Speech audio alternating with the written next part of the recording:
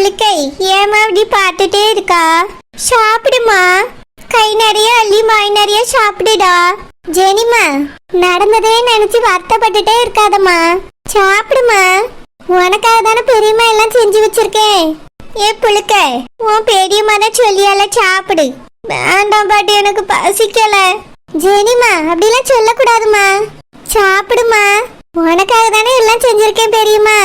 இத்தனை நாளா என்ன சாப்பிட்டியோ சாப்பிடலையோ, இன்னைக்காவது நல்லா சாப்பிடுமா. அதையே நினைச்சிட்டு இருக்காதம்மா, எல்லாம் சரியாயிரும். சாப்பிடு ஜெனி. இல்ல பெரியம்மா, வேண்டாம் பசிக்கல.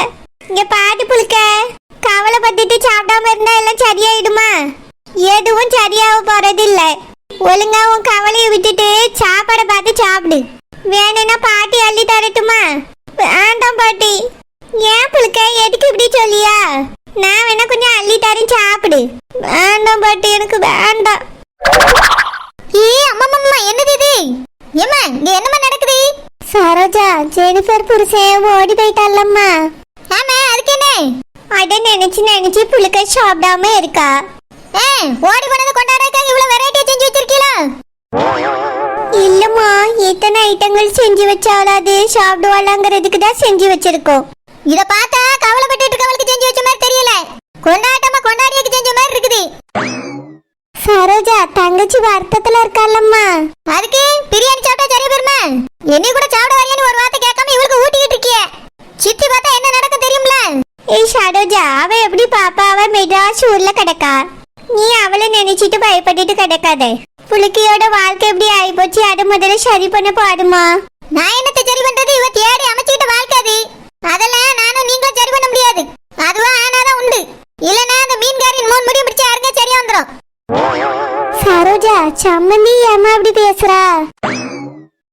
உடனே சம்மந்திக்கு கொடி பிடிச்சிட்டு வந்துரு. உனக்கு அந்த மீன்காரிக்கு சப்போர்ட் பண்ணலாம் இருக்க முடியாது. உலகத்துல இல்லாத சம்மந்தி உனக்கு வந்துட்டா. இவ்வளவுக்குள்ள பேசுறியே, இந்த பிள்ளையோட புருஷன் விட்டுட்டு போயிட்டானே, அதை சரி பண்ண பார்க்கலாம்ல. அவ அக்கா பையன் தானே கூட்டிட்டு போயிட்டு விட்டுட்டு போயிருக்கான். இதுக்கெல்லாம் வரமாட்டா அந்த மீன்காரி. குழம்பு இருக்கா சோறு இருக்கான்னு பார்க்க மட்டும் வருவா. இல்லம்மா சரோஜா, சம்மந்தி கிட்ட கேட்டேன். நேர்ல போய் 2 நாள்ல பேசி பார்க்க சம்மந்தி அப்படின்னு சொன்னாவம்மா. அதெல்லாம் அந்த மீன்காரி ஒரு நாடகம் போட்டுட்டு போயிருப்பா. அவளுக்கு இந்த மாதிரி ஒரு பிரச்சனை வந்திருந்தா அப்பவே கேட்டுக்க மாட்டா. இவளுக்கு நோண்டிதான் அவாட்டுக்கு இருக்கா. ரொம்ப தான் நடிப்பா அந்த மீன்காரி. சம்மந்தி அப்படிலாம் பேசாதமாவே, பேசி பார்க்கன்னு தான் சொல்லியிருக்காவ. ஏம்மா, நீ மட்டும் அந்த மீன்காரி பேச்ச நம்பிட்டே இருக்கணும். நான்லாம் அவ என்ன சொன்னாலும் நம்ப மாட்டேன். இவ அவன் கூட ஓடி போறதுக்கு முக்கிய காரணம் அவதான். இப்போ ரொம்ப நடிச்சிட்டு தெரியா. அவளை பாத்துட்டு அதுக்கு வரதான் அவளுக்கு இருக்கு. மெசேஜ் போட்டு எல்லாருக்கும் தெரிய வச்சு அவமானப்படுத்தி தெரியா. ஏ புளிக்க, முழிச்சுக்கிட்டே இருக்கே, சாப்பிடு. ஆமாம்மா, சாப்பிடு சாப்பிடு. அப்பதான் கவலைகள்லாம் நீங்கி சந்தோஷம் பறக்கும். முக்கியமா 2-3 லெக் பீஸ் எடுத்து முழுங்கு. அப்பதான் சந்தோஷம் தாண்டவம் ஆடும். சரோஜா, வேற இவ செஞ்ச சின்ன தப்பா? அந்த வீட்ல கிடக்கட்டனா இங்க கூட்டி அடைச்சிட்டு விருந்து வைக்க அவளை விருந்து. சரிம்மா சரோஜா, நீ உட்காரு சாப்பிடலாம். எனக்கு ஒண்ணு இப்ப சாப்பாடு வேண்டாம். நான் கொஞ்சம் வெளியே போட்டிருக்கு, போயிட்டு வந்து பிறகு சாப்பிட்டுடி. ஏ புளிக்க, சொல்லிக்கிட்டே இருக்கணுமா சாப்பிடா? வேண்டாம் பாட்டி, இப்படியே எத்தனை மாசத்துக்கு சாப்பிடாம இருப்பா? ஒரு நாள் இருக்கலாம், 2 நாள் இருக்கலாம், அதுக்கு பிறகு பசிக்க தானே செய்யும். அதுக்கு மனசை மாத்திக்கிட்டு இப்பயே சாப்பிடவும் புதுசா வந்துடுவான். யாரு போய் பேசலான்னாலும் நான் போய் பேசி உங்களை சேர்த்து வைக்க போதுமா? சாப்பிடு புளிக்க. ஆமாம்மா சாப்பிடு. சரி. என்னது இது? ஆபீஸ் இவ்வளவு பெருசா இருக்குது. இவ்வளவு பெரிய ஆபீஸுக்குள்ள அவர் எங்க இருக்காருன்னு எப்படி கண்டுபிடிக்க? இதுதான் ஆபீஸ்க்கு சொந்தக்கார ரூம் பண்ணி ஒரு போடாத வச்சிருக்கணும். அதுவும் இல்ல, புதுசா வரவே எப்படி கண்டுபிடிப்பாங்க? ஒரு ரூமா போய் தட்டன் போல்க. அந்த பக்கத்துல தான் ஆட்களா உட்கார்ந்திருக்கு. என்ன ஏதுன்னு போய் கேப்போம்.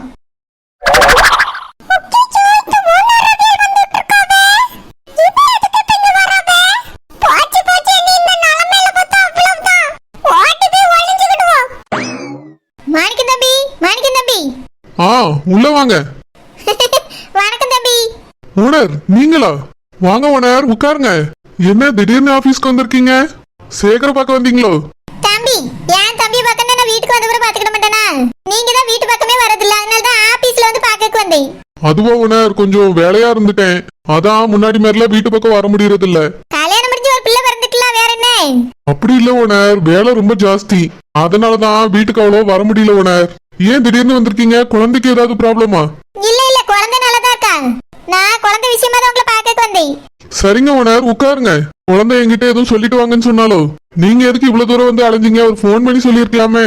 தம்பி, போன் பண்ணி சொல்லிருக்கலாம், ஆனா இந்த விஷயத்தை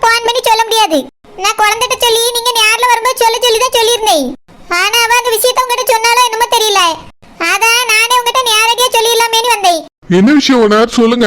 அது வந்து தம்பி, உங்க கல்யாணத்தோட நான் சொல்லியிருந்தேன்ல, கல்யாணத்தோடையும் சொல்லியிருந்தேன், கல்யாணத்துக்கு முன்னாலேயும் சொல்லியிருந்தேன். உங்களுக்கு மறந்தாலும் மறந்துக்காத, ஞாபகப்படுத்திடலாமேன்னு வந்தேன். என்ன விஷயம் ஓனர்?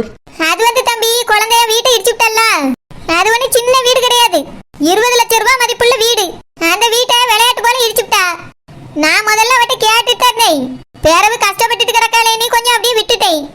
ஆனா வந்து தம்பி, இப்ப நான் அந்த வீட்டை கட்டலான்னு முடிவெடுத்திருக்கேன். சரிங்க ஓனர், கெட்டுங்க. அதுக்கு என்ன? அதுக்கு என்ன இப்படி லேசா சொல்லிவிட்டியே? நான் ஒரு இன்ஜினியரை பார்த்து வீடை கட்டிதாங்கன்னு கேட்டேன். நான் கூட ஒரு 10-15 லட்சத்துல கட்டிடலாம்னு நினைச்சேன். ஆனா அவரு 50 லட்சம் ஆவங்காரு. என்ன சொல்றீங்க ஓனர்? 50 லட்சமா? அவ்வளவு பெரிய வீடா கட்ட போறீங்க? அவ்வளவு பெரிய வீடெல்லாம் கிடையாது, சின்ன வீடு தான். மேல ஒரு ஃப்ளோர், கீழே ஒரு ஃப்ளோர். அதுக்கு 50 லட்சம் ஆவன்ட்டாரு. அதுக்கு தான் அந்த வீட்டை கட்டக்கு குழந்தைகிட்ட போய் ரூபாய் கேட்டேன். அவ சாப்பாட்டுக்கே கஷ்டப்பட்டுட்டு கிடக்கல, நீங்க அந்த பக்கமே வரது கிடையாதா? ஓனர் அப்படிலாம் கிடையாது, நான் அடிக்கடி வருவேன். என் குழந்தைய பார்க்காம எப்படி இருப்பேன்? இப்பதான் ஒரு 4-5 நாளா வர முடியல. ஆபீஸ்ல கொஞ்சம் வேலை அதிகமா இருக்கு ஓனர். அப்புறம் குழந்தைகிட்ட ஏதாவது காசு வேணுமான்னு கேட்பேன், அவதான் வேண்டான்னு சொல்லிருவா. நான் உழைச்சுதான் சாப்பிடுவேன், அதுதான் எனக்கு கௌரவம்னு சொல்லுவா. நான் என்ன செய்யறது சொல்லுங்க? சரி சரி, அது உங்க குடும்ப விஷயம், சொந்த விஷயம், அதுல நான் தலைவிட விரும்பல. ஆனா குழந்தைய வீட்டை இடிச்சுட்டால, அதுக்கான 20 லட்சம் ரூபாய் எனக்கு இப்ப வேணும். ஏன்னா நான் வீடு கட்ட போறேன், என்கிட்ட அவ்வளவு பணம் கிடையாது. நீங்க 20 லட்சம் தந்தீங்கன்னா மீதிக்கு எங்க அம்மா நகையை தான் அடகு வச்சு கட்ட போறேன். கொஞ்சம் 20 லட்சம் ரூபாய் சீக்கிரமா தந்துருங்க தம்பி. இப்ப இருந்தாலும் தாங்க, நான் எடுத்துட்டு போறேன். ஓனர் என்னவோ 5000-10,000 கேட்ட மாதிரி உடனே தாங்க எடுத்துட்டு போறேன்னு சொல்றீங்க. 20 லட்சம்லாம் ரெடி பண்றது ரொம்ப கஷ்டம் ஓனர். என்ன சொல்றீங்க தம்பி? இவ்வளவு பெரிய ஆபீஸ் வச்சிருக்கிய, ஏகப்பட்ட ஆட்கள் வேலை செய்யவே. நீங்க 20 லட்சம் எங்களுக்கு தரது அவ்வளவு கஷ்டமா? ஆமா ஓனர், சௌமியோட வீடு திருப்புறதுக்கே 20 லட்சம் ரூபாய் தேவைப்படுது. அதுக்கு ரெடி பண்றதுக்கே போதும்னு ஆயிருச்சு. நீங்க என்னடானா 20 லட்சம் ரூபாய் தான் வந்து நிக்கிறீங்க. முன்னாடியே கேட்டிருக்கலாம்ல ஓனர். நான் சௌமியோட வீடு வாங்காம உங்களுக்கே அந்த 20 லட்சம் ரூபாய் தந்திருப்பேன். நீங்க சாமிக்கு குடுப்பீங்களோ சாமிக்கு குடுப்பீங்களோ அதை பத்தி எனக்கு தெரியாது. உங்க பொண்டாட்டி தான் என் வீட்டை இடிச்சது, நான் கல்யாணத்துக்கு முன்னாலே உங்ககிட்ட சொன்னேன்.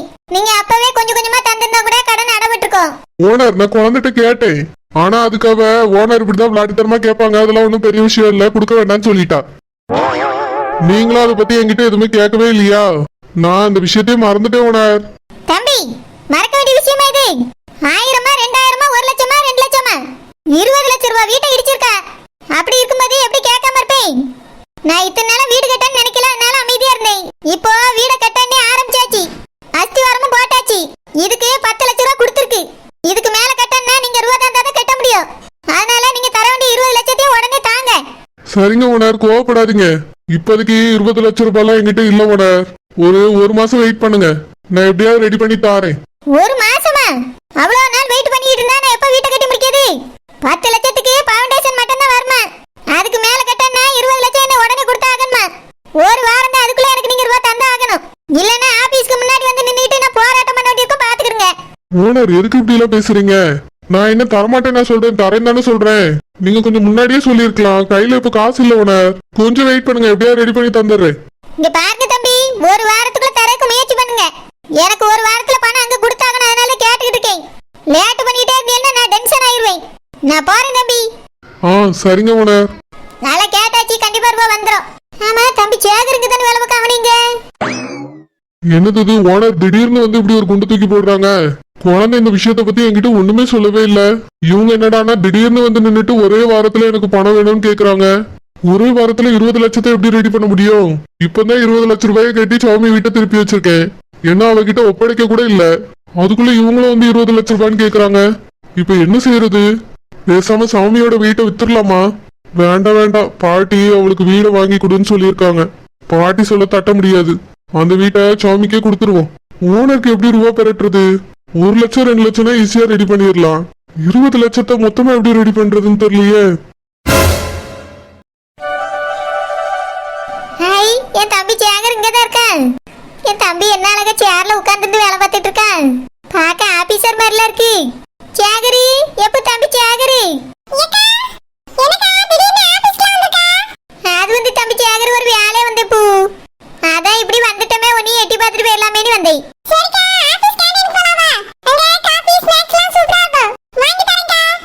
தம்பி சேகர், நான் என்ன ஆபீஸ்க்கு காபி ஸ்நாக்ஸ் எல்லாம் சாப்பிடக்க வந்தேன். மாணிக்க தம்பி தான் ரூபா விஷயமா பார்க்க வந்தேன். பார்த்த வட்ட பேசியாச்சு, அதை என்ன கிளம்பலாமேனு இருக்கும்போது உன் ஞாபகம் வந்துட்டு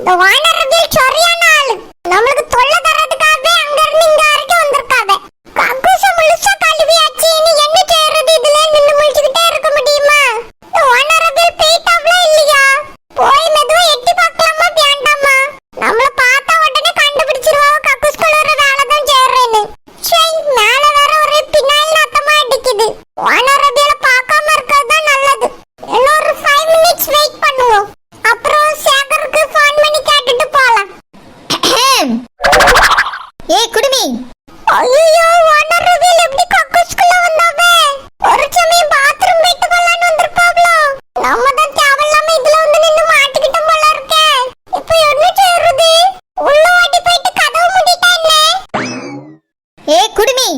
ஐயோ வானரபில் நல்லா பார்த்துட்டாவே இதுக்கு அப்புறம் உள்ள போனா யாசுவாப்ல ஏதாவது சொல்லி சமாளிப்போம். வா வாட் இஸ் சர்ப்ரைஸ். வானரபில் நீங்க என்ன பாத்ரூம்க்கு சிச்சி ஆபீஸ்க்கு வந்திருக்கீங்க? சும்மா தான் சுத்தி பார்க்க வந்தேன். ஓ அப்படியா? நான் இங்க பாத்ரூம் கழுவுறதுக்குலாம் வரல. ஜஸ்ட் பாத்ரூம் போயிட்டு போலாமே தான் வந்தேன். என்னோட கேபின் ரைட் சைடுல இருக்கு. அப்படியா? சரி சரி. ஆமா கையில என்ன பிரஸ் இத வச்சு பல்ல விளக்க குந்தியோ? ஓகே இது கையிலே வச்சுக்கிட்டா நின்னு தொலைச்சோ. சை கீழே போட்டுட்டு பேசிருந்தா கூட நம்பிருப்பாப்ல. இப்போ என்னத்த சொல்றது? அது வந்து வண்டரபியலே பாத்ரூம் க்ளீன் பண்றது இது கீழே போட்டுட்டு போயிட்டாவே. அதான் எடுத்து மேல வைக்கலாமேன்னு எடுத்து வச்சிருந்தேன். அதுக்குள்ள நீங்க வந்துட்டீங்க. இதோ 1 மினிட் இப்போ மேல வச்சிரேன். ரொம்ப தான் நடிப்பா இருக்கு. வண்டரபியலே ஜஸ்ட் ஒரு ஹெல்ப். அபியெல்லாம் நம்மள மாதிரி மனுஷபியல் தானே. Dress அப்படியே தான் வந்து எடுத்து வைக்கணும்னு இருக்கா. நான் எடுத்து வச்சாலும் தப்பு இல்ல. தப்பு இல்ல குடுமி, தப்பு இல்ல. ஆனாலும் கக்கூஸ் கழுவி உனக்கு தானே அந்த அக்கறை எல்லாம் இருக்கும். இங்க பாருங்க நான் ஒன்னும் கக்கூஸ் கழுவ வரல. என்னோட கேபின் அந்த பக்கம் இருக்கு. நான் இப்ப போயிருவேன். நல்லா போவ விசாரிச்சு தான் வந்திருக்கேன். பேர் எப்ப குடுமிகாரி கக்கூஸ் தானே கழுவிட்டு இருக்க. உனக்கு ஏக்கு இவ்வளவு பில்டப்? ஆமா இந்த வேலை தான் செய்யன்னு சொல்லிட்டு போய் ஏன் கௌரவமா இருக்கும். அதுல என்ன பொய்யன்னு கேக்கேன். நான் செஞ்சாதான் செய்யுங்கன்னு சொல்லுவேன். செய்யலன்னா செய்யலன்னு சொல்ல முடியும். ஆமா ஆமா முடியும் முடியும். குடுமி அறுத்துட்டா எல்லாம் சரியா முடியும். என்ன நீ கக்கூஸ் கழுவ நாடகம் ஆடிட்டு இருக்க? ஒரு நாள் நீ கக்கூஸ் கழுவியத படம் எடுத்து டிவில ஒளிபரப்பு பண்ண போய் பாத்துட்டே இரு. அப்பதான் தெரியும் நான் யார் நீ. பொய் சொல்லிட்டு இருக்க பொய். இப்போ உங்களுக்கு என்ன பிரச்சனை? நான் என்ன வேலை செஞ்சா உங்களுக்கு என்னமா? என்னை நோட் பண்றதுக்கு தான் நீங்க அங்க இருந்து வந்தீங்களோ? நோட் பண்ணக்கு வரல. குடுமி அறுத்து கக்கூஸ் கழுவலான்னு வந்தேன். நீ எப்பயாவது ஊருக்குள்ள வந்து பில்டப் போடு அப்ப வச்சுக்கிட்டே உன்னைய. குடுமி அறுத்துட்டு கொண்டு போய் கடல்ல தள்ளிவிடி. மலர்ந்தும் மலராத பாதி மலர் போல வளரும் பிழி வண்ணமே. வந்து விடிந்தும் விடியாத காலை பொழுதாக விளைந்த கலை வண்ணமே. நதியில் விளையாடி கொடியில் தலை சீவி நடந்த இளம் தென்றலே. வளர்பொதிகை மலை தோன்றி மதுரை நகர் கண்டு பொழிந்த தமிழ் மந்தமே. மலர்ந்தும் மலராத பாதி மலர் போல வளரும் விழி வண்ணமே. வந்து விடிந்தும் விடியாத காலை பொழுதாக வளைந்த கலை அன்னமே. இப்பளுக்க எதுக்கு மறுபடியும் அழுதுட்டே இருக்கா? உன்னை சமாதானப்படுத்ததான பாட்டி பாட்டு பாடிட்டு இருக்கேன். அழாதம்மா எல்லாம் சரியாயிடும். அதான் பாட்டி நான் இருக்கேல்ல. எனக்கு அவர் ஞாபகமாவே இருக்கு பாட்டி. சரிம்மா சீக்கிரமா உன் பிடிச்சே வந்துடுவான். அவன் இஷ்டம் இல்லாம தானே போயிருக்காவிய தானே மிரட்டி தானே கூட்டிட்டு போயிருக்காவ. வந்துடுவாம்மா கவலைப்படாத பாட்டி. அவர் நம்பருக்கு நான் கால் பண்ணேன் பாட்டி. போன் கூட சுவிட்ச் ஆஃப்னு வருது. எனக்கு ரொம்ப பயமா இருக்கு பாட்டி. அவங்க வேற கோவத்துல கூட்டிட்டு போனாங்க. ஏதாவது பண்ணிருப்பாங்களோன்னு பயமா இருக்கு பாட்டி. பெத்த தாய் பிள்ளை என்ன செய்ய போறா? கோவத்துல ஏதாவது பேசிட்டு பாவலா இருக்கும். போகும்போது போனை எடுத்துட்டு போனவன் சார்ஜர் எடுத்துட்டு போயிருக்க மாட்டாமா. அதான் போன் சுவிட்ச் ஆஃப் ஆயிருக்கும். நீ அதை நினைச்சு கவலைப்படாத புளுக்க. பாட்டி வேணா வேற பாட்டு பாடட்டுமாம்மா? வேண்டாம் பாட்டி. ஏன் புளுக்க? எனக்கு இருக்க மான வருத்தத்தை விட அதை கேட்கும் போதுதான் இன்னும் வருத்தமா இருக்கு. அழுகழுகையா வருது. அட புளுக்க